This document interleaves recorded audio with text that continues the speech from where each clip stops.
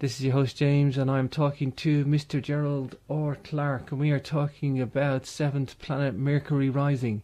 This is Gerald's latest book in the saga of the Anunnaki, the historical account of our origins. And in this podcast, we're doing some pretty heavy stuff on the Emerald tablets, but it's fascinating. And the more you look at it, the more you want to know, the more is in it. Are you with me, Gerald? Yeah, I'm with you, brother. Oh, it's great to have you back, Gerald. And, I'm just thinking on the break there about the mystery schools. Of course, Doriel was associated with a mystery school, was he? Or in the Brotherhood? Was it the Great White Brotherhood? Something like that? Yeah, he was. And this is I'd like to go dig in more and find out about this organization that vectored him in 1925 to go get these tablets. It's a place I never really went back to try to flush it out, but I think it's interesting. It's not really much different. I mean, Thoth, the Atlantean priest king, with his mystery schools and this, knowledge or maybe not secret knowledge, but privy to knowledge. Is it any different today to the mystery schools today, secret societies? What is the difference, Gerald? They're all talking alchemy and metaphysics. Yeah, well, so I think the mystery school's goal was always the same, and that was to establish and diffuse to the initiators. And he's talking about a small group of initiates that eventually gets spread out to the whole world. Well, this was the goal was to connect man the material to man the spiritual, and the link between those two is the mind, which is composed of material and immaterial. So the mind being partly the brain, and then this other aspect of the immaterial. Well, the immaterial that you and I have talked about with my equation 5a is spirit/energy. And equation 5a shows the optimum human energy that we should be able to achieve if we're accounting for all the laws of physics, okay, which we may not be. What Thoth the Atlantean have approved of our enslavement I am always of the impression if he's Ningishita, he was fighting our corner, no? No, as I said, his mission from Anu was to be mankind's teacher, and his mission from his father when he left Atlantis 50,000 BC was to go over and wake up a bunch of hairy barbarians in the land of Chem and to reestablish the knowledge that was lost when Atlantis was destroyed.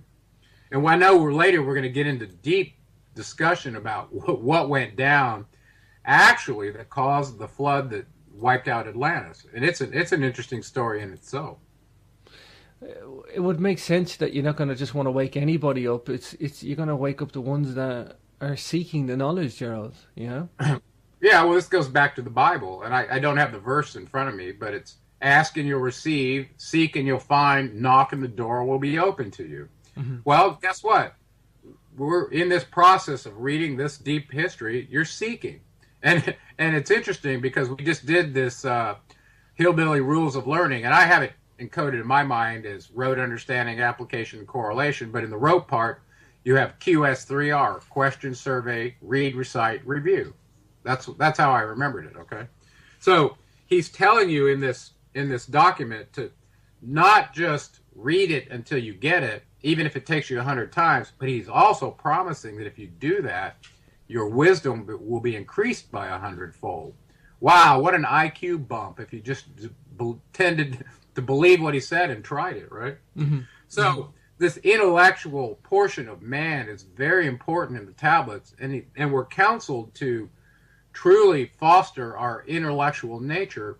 And the reason being, and we can connect this to some really deep stuff later, is that we can focus all our mental power on a desired plane. Now, what does that mean? What does that mean to you?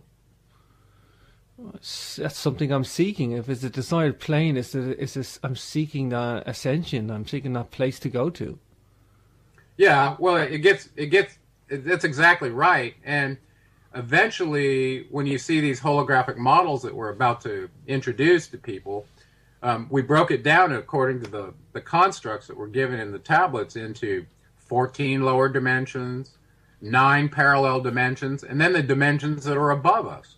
Okay, so the idea of being able to focus on a plane or a dimension is part of why he's telling you if you want to participate, you've got to develop your intellectual nature. And this turns out to be the secret connection between matter and energy. Okay, so he's telling you differentiate between matter and energy, but you can't do that unless you have an intellect to join those. Mm-hmm. And this comes right out of the teachings from Dorial. And, now you understand that the mystery school goal was to connect this man material to man spiritual or energy. So it ties in very well with my path as an electrical engineer to be sensitive to energy and matter. Wow. This is a massive undertaking by Dorial, really. Oh, indeed. How did he get the I don't know, the Unicode script that allowed him to translate these ancient Atlantean characters into something that we could read? He must have had some sort of a way to do that. And I don't have access to that. I wish I did. Do you think perhaps they had artifacts or they had keys to do that? They had some other sort of a decipherment, or they maybe had a Rosetta Stone, Gerald? Well, probably. And, you find out that Thoth was the Lord of Wisdom. He also disclosed ideas about processional cycles and calendars and language to people. So it shouldn't come as a surprise that he probably had some sort of Rosetta Stone for every known language and every translation thereof. There's certainly an awful lot of knowledge laid down in these texts, these Emerald Tablets, Gerald. It's a serious amount of knowledge, that you just couldn't dream up to encode, not in that time frame that these are laid down. No, and actually, for serious student, you can look at ancient knowledge from all over the world, the Mahabharata, and on and on and on. All the Sanskrit writings, the Hopi writings, whatever you want, the Mayan codex, you can look at it all. But when you read the Emerald Tablets as a scientist and understand it, it truly takes you to the place where you realize, A, you're caught in a holographic enslavement, okay? and that holographic enslavement, I believe, is the basis for this, I don't know, just primal search by mankind for meaning in this order of reality. Everybody wants to know the answer to this question. What does life mean? And I go pretty deeply into this in the book. Mm-hmm. Mm-hmm. And so, but before we start going into that, I just want to reiterate that this veil that Dorial is speaking of now can be understood scientifically. Mm. And we talk about the electromagnetic spectrum as being the source of the holographic enslavement, which is energy. So that's why I spent so much time differentiating energy and matter and coming up with equation 5a that I did. Wow. And also, on top of that, through the writings, you'll find out, and Thoth tells you himself, that a quote-unquote false Merkaba field was set up to keep you enslaved. So the only way out of that is described in these tablets as well. So to me, this is ultimate knowledge. There's nothing that goes beyond this that I've ever come across. When you truly understand what's going on here. And that's where you talk about the triggers that's in those tablets. There's triggers in those writings, whether it's form, structure, sounds, eloquence of words, or how it sings, how that prose reads. The triggers are there for the ones. Well, yeah, this is where I talked about this in my first book about the concept of entrainment, which means you get exposed to some frequency or external energy source that causes you to entrain to that frequency. Well, that's what he's telling you in the Emerald Tablets, is that he wrote this to an Atlantean rhythm that caused a mind frequency or a vibration. Well, that's a form of entrainment. So he's taking you to a mental place such that probably you're receptive to this knowledge and can soak it in more readily, and also see the hidden meaning in it, because some of it's not on the surface. Wow. Thoth Thoth the Atlantean's an avatar then. He's an avatar going, jumping from epoch to epoch as long as he wants. Yeah, well, he's a time-traveling avatar. You and I are avatars as well, as I described. If we're derived from the Adapo that was created out of a material form and then infused with energy, with a consciousness, he was the first avatar, like we said the last show. It's incredible, Gerald. Incredible. Yeah. So something I wanted to kind of launch into about this search for meaning by mankind, probably spawned by the fact that we're caught up in this holographic simulation, enslaved, wanting to know the way out. Well, the way out is the meaning that we're trying to get for our lives, right? Yeah. So in my book, I stated this great search for light and life and love only begins on the material plane. So, if you carry it to its ultimate conclusion, you're talking about universal consciousness, just like that sequence of events that Ian Lungold released starting October 2011. And this is the end, the true end of the Mayan calendar, not the false 2012 winter solstice date. Even though I was duped by that as well until I went back to his research. Okay, so what I wanted to kind of convey before we go too deep into the first tablet was this idea of man's relationship to a relationship. The number phi is a relationship of a numerator to a denominator that gives you this magical 1.618, right? That shows up in our body, shows up in the planets. Well, let's kind of backtrack before we jumped into that sacred geometry understanding. Let's talk about how we go through this process to get there. Okay? And in my spiritual path, I like to generalize as an engineer. When I come across instances of something, I try to backtrack to the generic rule that would cover all instances. That's just something engineers and scientists do, okay? To look for the general rule, right? So in my process of doing that, I started connecting the dots to Dorial's statement here in the holographic enslavement. He talks about the way out and so on and so forth. Well, this begins when we're kids, establishing a sensory understanding of our physical objective world. And eventually, as we grow up, if you're paying attention, our relationship to objects can be categorized as intelligent or not. So this is where you start understanding this concept and focus on developing the intellectual nature of yourself. It starts very early. So for instance, if you come across a bunch of objects, don't understand the relationship to symmetry in the world and its relationship to beauty and structure, then you'll probably have disorder. And where there's disorder, there's no intelligence, is what he's saying. And the opposite is true as well. If you recognize that the placement of objects, and I'm talking about man's relationship to matter, not other sentient beings yet, okay? So this is just a relationship to your rudimentary physical world. Well, if you notice that if you organize objects and papers and add structure to your life, whatever, so that information is quickly accessible and that the surroundings that you have yourself living in are ordered such that it makes you feel good, there's a deep contrast between that and the way animals live, some that are even so low in the in their relationship matter that they defecate in their own homes, in their holes. Okay, that's the other end of the spectrum where there's no reflective consciousness. And he equates the hairy barbarians in the land of Chem living in caves to that when he started. Okay, so once mankind establishes that there's a intelligence in the concept of feng shui, ordering your environment so that the energy not only it feels better, but it looks better to your visual system, right?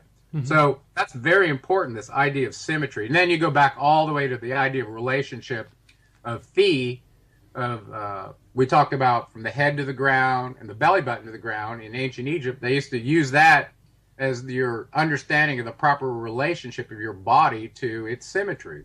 So if you had a symmetry of phi using the longest measurement divided by the shortest one, it should have come out as 1.618. Otherwise, there was a problem.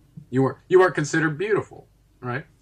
Well, this is kind of in the concept of feng shui, and one of the penultimate demonstrations for me of feng shui was visiting the Ming Dynasty burial grounds where they had 13 emperors entombed there. Well, if you stand up at one of those buildings, those edifices on that structure, and look at the lake and the mountains and how they set it all up, they had feng shui in mind from the very get-go. It's quite amazing. So beauty is structural symmetry, and that applies to inanimate objects. Optimizing this energetic field ultimately should lead you to the truth that we're indeed electrical beings. We have an electrical interface to our environment. And now, as science has progressed, we're way beyond just that fundamental relationship. Now we're talking about how the electromagnetic spectrum could possibly be emanating from a cell phone and causing a brain tumor. Okay, so we're way beyond just a visual understanding of this. You know, So they studied Princess Diana when she died, and because famous people are on their phones all the time, and they knew she used her phone an awful lot, and that she had spots on her brain from the amount of cell phone use that she had. Yeah, so going forward, after mankind determines what the relationship is going to be to a non-living object, how you order your environment, the next relational learning process that's probably triggered by your latent circuits, by the way, is our understanding of our relationship to each other.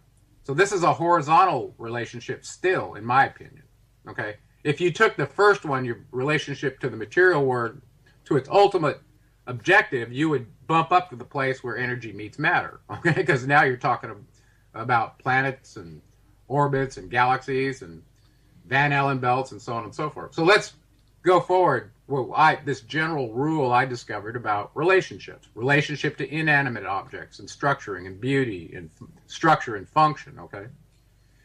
The next level is understanding this horizontal relationship between each other. So when you get to the place where you realize all these beings are the same as you, energetically from the same source, and they're all caught in the holographic simulator just like you, hopefully that will spawn not only stewardship for each other, but also for the animal kingdom as well. And I have to tell you, that's why, one of the main reasons why I'm vegan, okay? Is the understanding of this horizontal relationship with the animal kingdom. Okay, so once you finish this horizontal relationship understanding, at that point in my spiritual path is when you begin to notice that now what you're really looking for is a vertical relationship with the source. And this is the data that shows up in these emerald tablets. Is getting you to the place where you not only understand the vertical relationship, participate it with it through the alchemical tradition of transcending your or transmuting your ego and purifying your consciousness. Okay, so a vegan lifestyle, to me, in my path, has been one of the key prerequisites for purification of consciousness. Okay, so purification of energy is what we're saying. Now, think about this. If you go and eat an animal that has been raised to be slaughtered, okay, you're telling me that when they see each other being killed, that they don't have any kind of mortifying response in their system, releasing hormones of fear, just like we do. Well, on top of that, they're being injected with all kinds of steroids and things and antibiotics and such. Well, you're ingesting that when you eat this animal, okay? So you're taking on an energy form into your form that also is composed of energy. So you're taking some of that energy on. Well, do you want that kind of energy in your consciousness or affecting your consciousness? Think about that. So from an energetic standpoint, it doesn't make sense either, okay? So that's I wanted to put a plug in to kind of flesh out this idea of the purification of consciousness in order to participate in this vertical relationship that Thoth gives to us. Okay, it's pretty clear to me. And actually, I'm telling you this from a pragmatic standpoint. I ate meat most of my life. Raised on a farm. I've seen pigs butchered. I've seen cows castrated or bulls castrated, so so they would get fat and not chase all the females around. I've seen it all. Okay. And I've experienced it all. And I made a conscious choice that I wanted to try something different to optimize my vertical relationship. And I'm telling you, not eating animals is one of those things. Okay? Wow. So let's go forward just a little bit farther.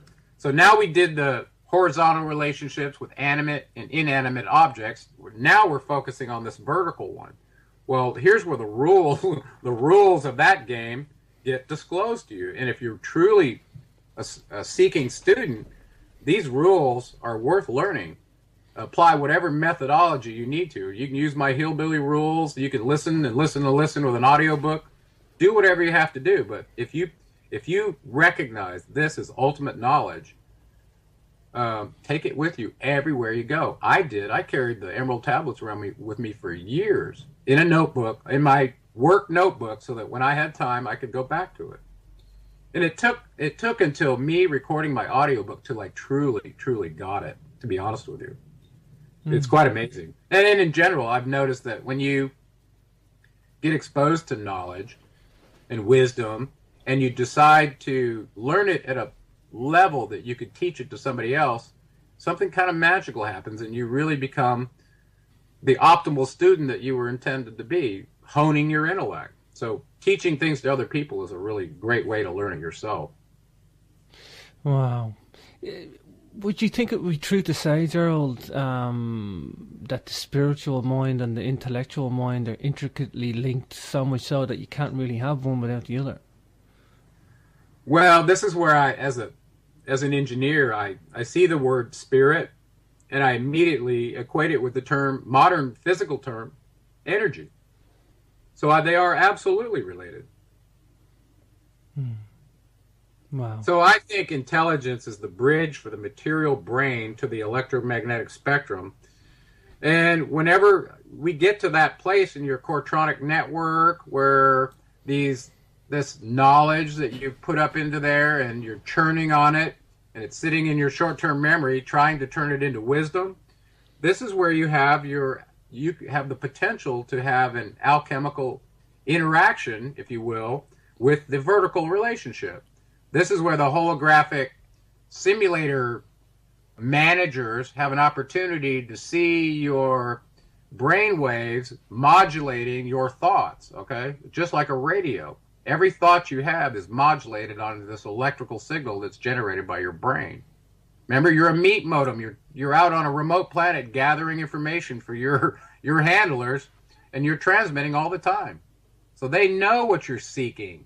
Why do you think they told you, seek and you will find? How could they know that unless they're involved?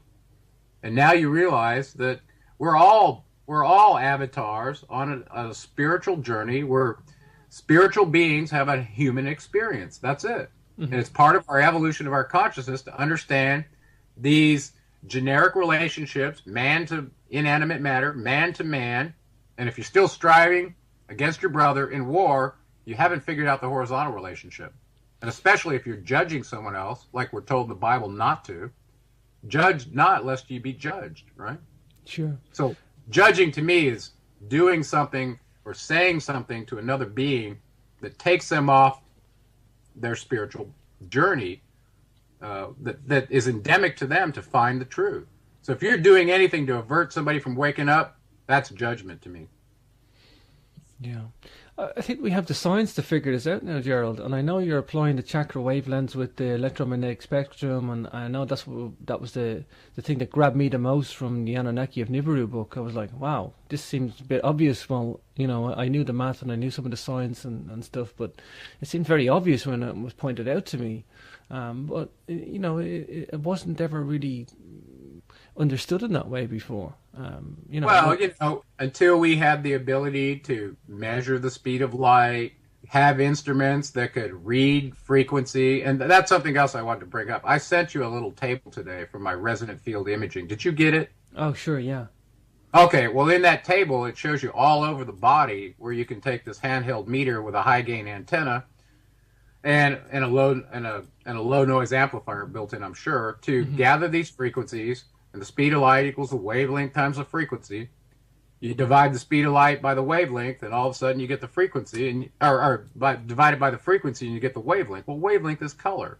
So now all of a sudden you can scientifically see the colors of your chakras or your brain waves all over your body, just like that table shows you. So there's a two-dimensional model of the human body with numbers all over it and places to record frequencies. This was the old method I was using called resonant field imaging.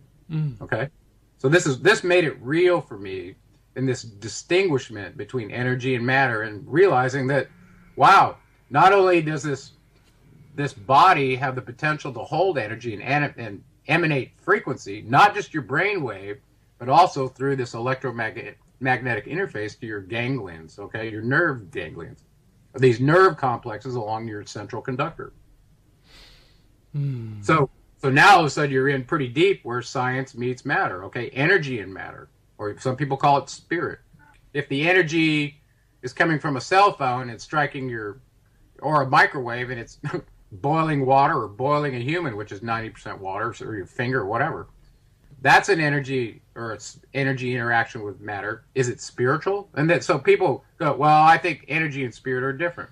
Yeah, I think they are. But I think spirit is a subset of energy. It's a special type of energy that's got frequency, possibly data modulated on it. So there's a very specific spiritual frequency that we're talking about here. Wow. Does that make sense? Oh, totally, Gerald. This is a gift. This is a real little gift, a little treasure. These, pardon the pun, but they are a real little treasure. These emerald tablets. Well, yeah, absolutely. I mean, basically, this hidden mystery is the highest level of knowledge as you seek to understand the state of the world, your relationship to inanimate, animate matter, people, beings, sentient beings, and ultimately, the ultimate knowledge, and this has been true for all religions, is this vertical relationship with the source. Well, this isn't just dogmatic teaching. This is hard science that we can now investigate. So you talk about a holographic reality and being caught in a sphere surrounded by an electromagnetic spectrum of some frequency or construct such that we're entrapped in it and that we can't experience a higher dimension without knowing the rules of getting out of that. Well, that's what he's telling you in these documents, especially the later tablets, 14 to 15. But before you get to that, he lays it all out and tells you all kinds of information about the construct of man, how you're composed. We did some of that not prematurely, but we did it in chapter 3 to start introducing some of these energy fields that Thoth discloses. The Ba, the Ka, the acoustic field, and the idea that we're a meat modem that we can receive through our antenna, through the electromagnetic spectrum, and through certain organs in your brain, like the pineal gland, okay, and also transmit. And that's where your brain waves, your heartbeat is probably another frequency that's very important, as well as the frequencies that can be measured from the resonant field imaging and put into the table that I showed you. Once you have them in frequency, you can put it in the software and it'll immediately convert it to wavelength for you, so you can see the colors of the chakra. Okay. Well, now all of a sudden you can say, well, how am I doing relative to this evolution of consciousness thing? Well, now you got a number to measure and a visual way to see where you're at. Okay. Well, I did that for many years until I got to the point where it was second nature to me. I didn't even question it anymore. Well, a lot of people in this order of reality still think chakras and human energy and the orgone biofield from Wilhelm Reich, that it's all just foo-foo talk. Well, it's not. This is hard science. Wow. It's no wonder to me that the ancient Egyptians the Cometians, they were so advanced in their spiritual sense, spiritually advanced, the afterlife, and when they had Thoth as their teacher and their guide. Yeah. Well, now you realize Thoth was a pretty amazing guy. He introduces himself as the master of mysteries and a magician, a mighty king and keeper of the records. And, he also says he lives from generation to generation, sometimes taking a hiatus in the halls of Amenti, which we just now said has this huge complex identified by Dr. Jim Hertock beneath the Giza Pyramid, which is just a small marker to indicate what's below.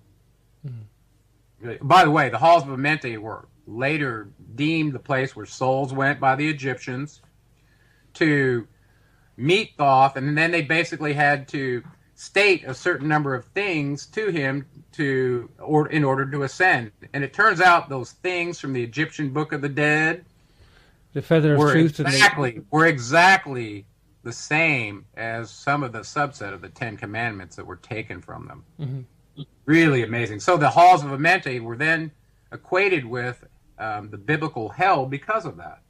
Yeah. Yeah. So now you realize Thoth was the main one going to and from there, and his mission was to deal with these souls that were ascending and descending and learning their life lessons in order to evolve to the place where they could have a vertical relationship and potentially graduate from the simulator. They call them ascended masters, right? Well, he talks about some of those all through the tablets as well. Sure. Well, Jared, I'm going to finish out the show on the Emerald Tablet 1, unless you've got anything else to add. I think we're probably at the place where we could do that. At some point, I think we're going to have to talk about what happened on Atlantis and how it came to its end. And I think we got plenty of time to do that because there's a first-hand account of it later. Mm-hmm. And when you see that and realize what's going on right now with our Earth changes and such, you're going to scratch your head and go, oh my God, they're at it again. Yeah. I mean, we're talking messing with planetary wobbles in order to cause flood kind of stuff. This is crazy science. But apparently they understood science at that level. So the idea of HAARP, changing things through the extreme low frequency, using a grid of antennas to focal point array on the ionosphere for over the horizon backscatter radar, underground surveillance, like the Sierra radar that this Anwar Sadat was using.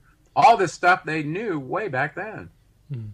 As an amateur radio enthusiast since I was a kid, I understand the HAARP technology. Trust me, more than anything. I used to be doing shortwave broadcasts, and anybody who does shortwave, they know that the wave hits the top of the atmosphere and comes back down again. That's why it can travel so big a distance. By the time it comes back down, it's gone around half the globe. But anybody that understands frequency waves or radio waves, what they're doing with the HAARP, it's serious. It's really serious. Yeah, for sure. One other thing that I'll probably throw in before you play the audiobook on the 7th Planet Mercury Rising, Chapter 5, Emerald Tablets, is the account that came from Plato. You realize that was the account about in the Critias, where he talks about Atlantis and gives you a whole bunch of detail. And I took some of that out and put it in my first book. And I put some more of it in the second book, where he takes the second part and talks about the destruction of Atlantis, where Zeus gets involved. Sure. So through that account and the account from Thoth himself, when you correlate those two, they agree. For the most part, they agree, which is really astounding. Wow. And one other thing that I want to point out is in the Halls of Amenti, we talked about this idea in sacred geometry about this symbol, the flower of life, that led Drunvala Melchizedek into this kind of knowledge that Thoth disclosed. Well, that turns out to be a real, kind of a crystal construct that he describes in the Halls of Amenti, where he has to go every 100 years out of 1,000 years in order to renew his, whatever he has to do to stay an avatar in that particular body. Every 100 years out of 1,000, he's got to go away and do this. Okay. Well, imagine you're gone for 100 years. What kind of dark lords and sycophants could show up and try to deceive the people, misconstrue the Emerald Tablets, and dismiss them as garbage, like a certain radio host that I've rebuked a couple times has done. Okay, and I won't say his name, but he knows who he is. Well, Thoth says, do that. And they're warned to keep the doctrine pure, avoid falsely betraying the Emerald Tablets, or suffer a curse that will befall them. He made that promise, and I don't think he's kidding. So don't treat this document lightly. Seriously, okay? Yeah. Sure. And Let me finish out the show, Gerald, and of course, GeraldClark77.com if you want to follow Gerald's work there. And don't forget the Anunnaki Realm of the Maya Symposium coming up too. You can check that out on Gerald's site, or jameswagger.com. You'll see the tour and symposium linked up there. But for now, we're going to finish out the show on Emerald Tablets number 1 in this episode. Terrific. I think it's great. I think we got a good start on now organizing the rest of these tablets so that they make sense. Tablet 1, The History of Thoth the Atlantean. The first rubric asks us to come to a higher awareness and to be open to deeper truths. Thoth introduces himself as an Atlantean, master of mysteries and magician, a mighty king and keeper of the records. He states emphatically that he lives from generation to generation, sometimes taking a hiatus in the halls of Amenti. His goal was to preserve his great Atlantis wisdom for the guidance of those that are to come after his departure from Egypt Chem. And, during his absence, Thoth, having 3 incarnations, originated in his current manifestation in a material body in the great city of Kior on the island of Undal. He does not divulge how long ago it was, but indicates it was a time far in the past. His father, Thoth-me, is referenced as the greatest among the children of men, keeper of the great temple. As we know, the Atlanteans were headed by Poseidon Enki in his island kingdom described by Plato in the Critias. Thus, as was in the case in Sumer, Ningshita Thoth is clearly Enki's son. This is yet another AK name for Enki, Ea Nudimud. Enki Thoth-me, dwelling in the great temple of Atlantis, who had the mission of playing liaison between the children of light and the races of men in inhabiting the 10 islands. Thoth's incarnation is distinguished from mankind, stating that he began as a mighty one of Atlantis, living from eon to eon, renewing his life in the halls of Amenti. The source of his Amenti-spawned immortality is given as coming from the river of life that flows eternally onward, reference 10, page 5. Recall the water of eternal life that Anu offered to Adapa during his visit to heaven Nibiru. Could this be a colloidal solution of monoatomic gold, also known as starfire gold? As discussed in my first book, the Anunnaki elite were clearly partaking of a conical bread cake, formed from the white powder found beneath a stone in the floor of Hathor's temple on Mount Sinai. The next line brings into question just how many times Thoth has incarnated versus renewing his current incarnation. 100 times 10 have I descended the dark way that led into light, and as many times have I ascended from the darkness into the light, my strength and power renewed. Thoth indicates that his renewal process in the Amenti longevity chamber is overdue, and that he'll be going there soon. His initial audience is disclosed as those in the land of Chem, or Egypt as we now know it. A prophecy is given that in some unknown future time, Thoth will rise again mighty and potent, requiring an accounting of those left behind under the tutelage of the priesthood left to guard the Emerald Tablets. They are warned to keep his doctrine pure and avoid falsely betraying the Emerald Tablet lessons, or suffer a curse that will befall them. A brief discussion regarding the fall of Atlantis is presented. Gradually the state of consciousness was eroded in the kingdoms of Atlantis, being replaced with the spawn of a lower star or state of being. At the end of Plato's historical accounting regarding Atlantis, it becomes clear that the high moral character, which was once the aspiration of all island inhabitants, versus material gain, came to a cataclysmic end. The reason for the fallen state was attributed to the intermixing of genetic material, leading to a loss of connection to the higher state of consciousness, prolific among the more purebred citizens. Plato's account ends with Zeus being inserted into a judgmental council position, which, from what we know of Enlil Zeus, nothing good could come. Additionally, Thoth indicates that other trouble was afoot, claiming that the dweller of Guanti was summoned and subsequently changed the flower of life frequency or intensity, or both. Drunvalo Melchizedek wrote 2 books in a series titled The Ancient Secret of the Flower of Life, reference 32 and 33, in which he describes an energetic grid around the Earth, whose origins and structures derive from the ancient symbol. Interestingly enough, I learned how to draw this symbol using only a compass. It was used as artwork on one of the didgeridoos I fabricated out of a yucca cactus in San Diego, California. See Figure 14 below. Figure 14, Flower of Life symbol. Now we proceed to the actual text. I, Thoth the Atlantean, master of mysteries, keeper of records, mighty king, magician, living from generation to generation, being about to pass into the halls of Amenti, set down for the guidance of those that are to come after, these records of the mighty wisdom of great Atlantis. In the great city of Kior, on the island of Undal, in a time far past, I began this incarnation. Not as little men of the present age did. The mighty ones of Atlantis live and die, but rather from eon to eon did they renew their life in the halls of Amenti, where the river of life flows eternally onward. 100 times 10 have I descended the hall that way that led into light, and as many times have I ascended from the darkness into the light, my strength and power renewed. For a time I descend, and the men of Chem is alchemy in ancient Egypt, shall know me no more. But in a time yet unborn will I rise again, mighty and potent, requiring an accounting of those left behind. Then beware, O men of Chem, if ye have falsely portrayed my teachings, for I shall cast ye down from your high estate into the darkness of the caves from whence ye came. Betray not my secrets to the men of the north or the men of the south, lest my curse fall upon ye. Remember and heed my words, for surely I will return again, and require of thee that which ye guard.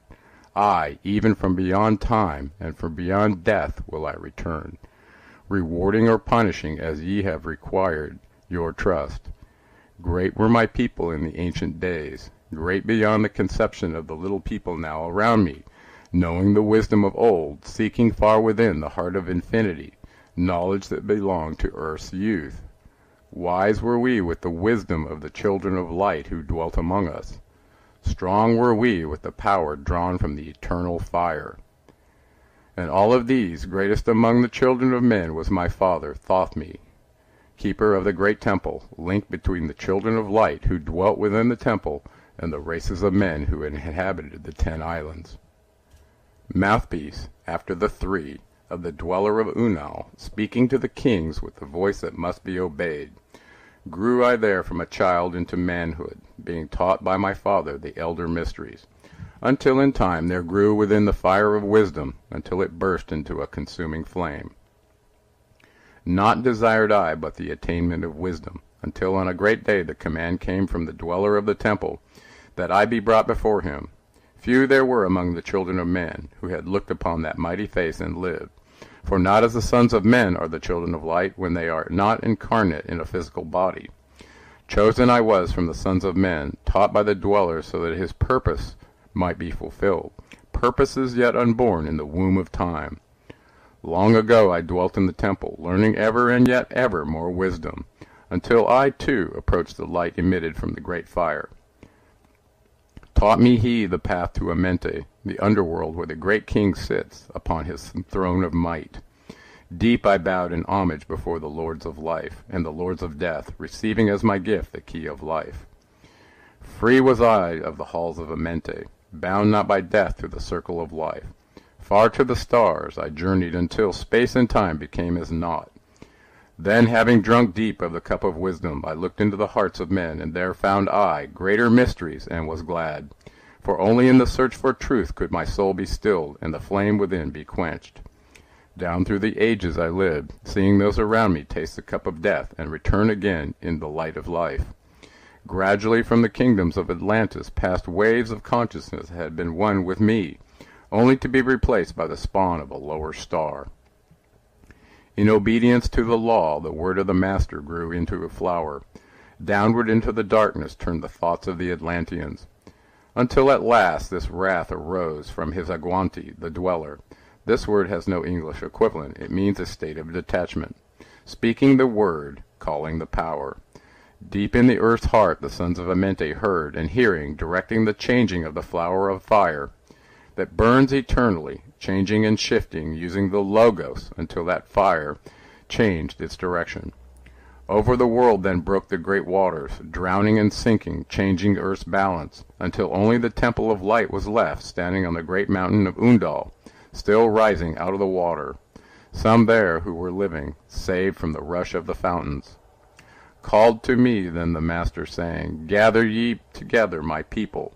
Take them by the arts ye have learned afar across the waters, until ye reach the land of the hairy barbarians, dwelling in caves of the desert.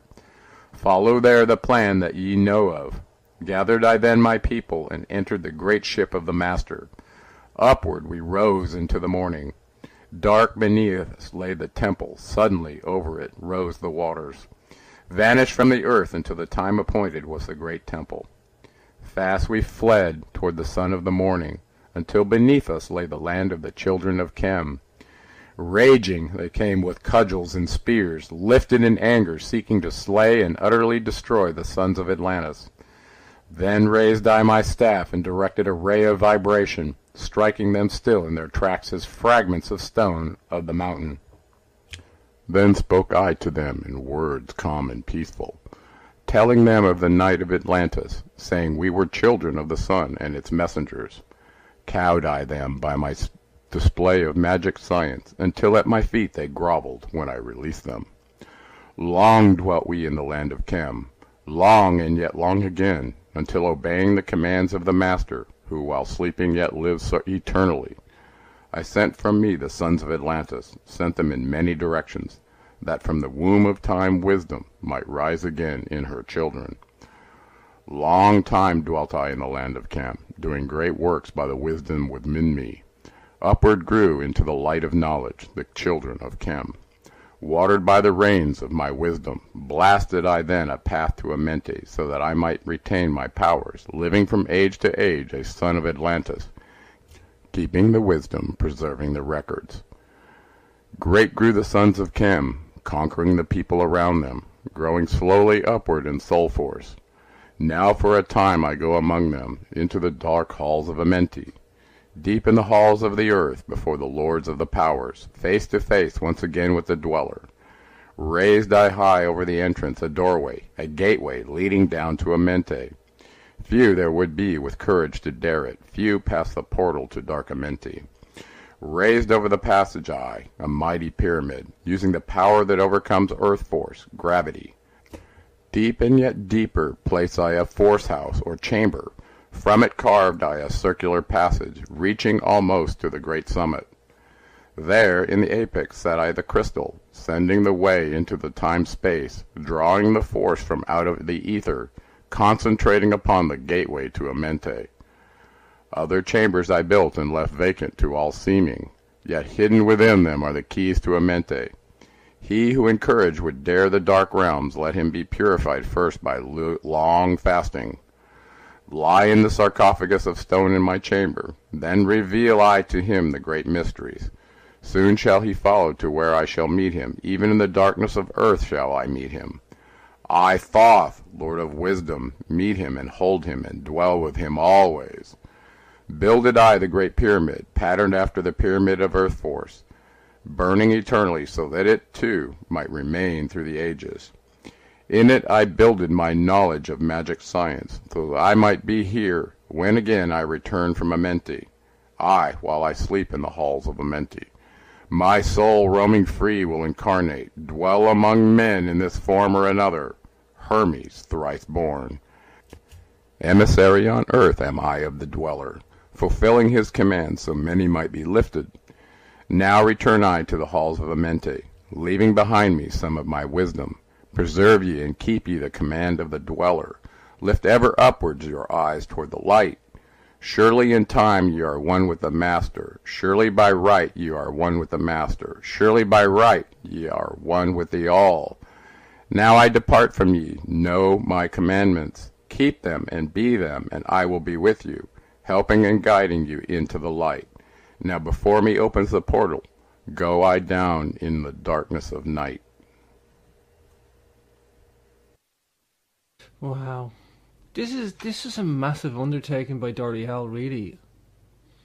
Oh, indeed. You know, how did he get the I don't know, the Unicode script that allowed him to translate these ancient Atlantean characters into something that we could read? You know, he must have had some sort of a way to do that. And I don't have access to that. I wish I did. Do you think perhaps they had artifacts or they had keys to do that? They had some other sort of a decipherment, or they maybe had a Rosetta Stone, Gerald? Well, probably. And, you know, you find out that Thoth was the Lord of Wisdom. He also disclosed ideas about processional cycles and calendars and language to people. So So it shouldn't come as a surprise that he probably had some sort of Rosetta Stone for every known language and every translation thereof. There's certainly an awful lot of knowledge laid down in these texts, these Emerald Tablets, Gerald. It's a serious amount of knowledge, like that you just couldn't dream up to encode, not in that time frame that these are laid down. No, and actually, for serious student, you can look at ancient knowledge from all over the world, the Mahabharata, and on and on and on. You know, all the Sanskrit writings, the Hopi writings, whatever you want, the Mayan codex. But I think it's interesting. It's not really much different. I mean, Thoth, the Atlantean priest king, with his mystery schools and this, well, knowledge or maybe not secret knowledge, but privy to knowledge. You know, is it any different today to the mystery schools today, secret societies? What is the difference, Gerald? They're all talking alchemy and metaphysics. Yeah, well, so I think the mystery school's goal was always the same, and that was to establish and diffuse to the initiators. And you know, he's talking about a small group of initiates that eventually gets spread out to the whole world. Well, this was the goal was to connect man the material to man the spiritual, and the link between those two is the mind, which is composed of material and immaterial. So the mind being partly the brain, and then this other aspect of the immaterial. Well, the immaterial that you and I have talked about with my equation 5a is spirit/energy. Mm-hmm. And equation 5a shows the optimum human energy that we should be able to achieve if we're accounting for all the laws of physics, okay, which we may not be. What Thoth the Atlantean have approved of our enslavement I am always of the impression if he's Ningishita, he was fighting our corner, no? No, well, as I said, his mission from Anu was to be mankind's teacher, and his mission from his father when he left Atlantis 50,000 BC was to go over and wake up a bunch of hairy barbarians in the land of Chem and to reestablish the knowledge that was lost when Atlantis was destroyed. And I know later we're going to get into deep discussion about what went down actually that caused the flood that wiped out Atlantis. And it's an interesting story in itself. It would make sense that you're not going to just want to wake anybody up. You're going to wake up the ones that are seeking the knowledge, Gerald, you know? Yeah, well, this goes back to the Bible, and I don't have the verse in front of me, but it's ask and you'll receive, seek and you'll find, knock and the door will be open to you. Mm-hmm. Well, guess what? We're in this process of reading this deep history. You're seeking. And it's interesting because we just did this Hillbilly Rules of Learning, and I have it encoded in my mind as rote understanding, application, and correlation, but in the rote part, you have QS3R, question, survey, read, recite, review. That's how I remembered it, okay? So he's telling you in this document to not just read it until you get it, even if it takes you 100 times, but he's also promising that if you do that, your wisdom will be increased by 100-fold. Wow, what an IQ bump if you just tended to believe what he said and tried it, right? Mm-hmm. So this intellectual portion of man is very important in the tablets, and we're counseled to truly foster our intellectual nature. And the reason being, and we can connect this to some really deep stuff later, is that we can focus all our mental power on a desired plane. Now, what does that mean? What does that mean to you? That's something I'm seeking. If it's a desired plane, I'm seeking that ascension. I'm seeking that place to go to. Yeah, well, that's exactly right. And eventually, when you see these holographic models that we're about to introduce to people, we broke it down according to the constructs that were given in the tablets into 14 lower dimensions, 9 parallel dimensions, and then the dimensions that are above us. Okay, so the idea of being able to focus on a plane or a dimension is part of why he's telling you if you want to participate, you've got to develop your intellectual nature. And this turns out to be the secret connection between matter and energy. Okay, so he's telling you differentiate between matter and energy, but you can't do that unless you have an intellect to join those. Mm-hmm. And this comes right out of the teachings from Doriel. And, now you understand that the mystery school goal was to connect this man material to man spiritual or energy. So it ties in very well with my path as an electrical engineer to be sensitive to energy and matter.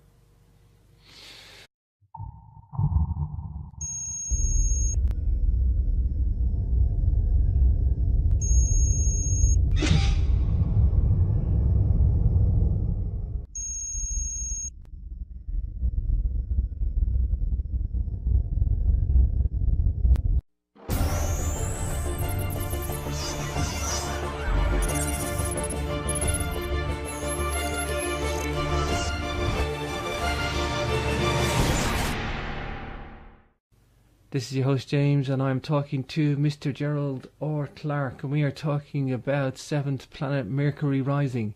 This is Gerald's latest book in the saga of the Anunnaki, the historical account of our origins. And in this podcast, we're doing some pretty heavy stuff on the Emerald tablets, but it's fascinating. And the more you look at it, the more you want to know, the more is in it.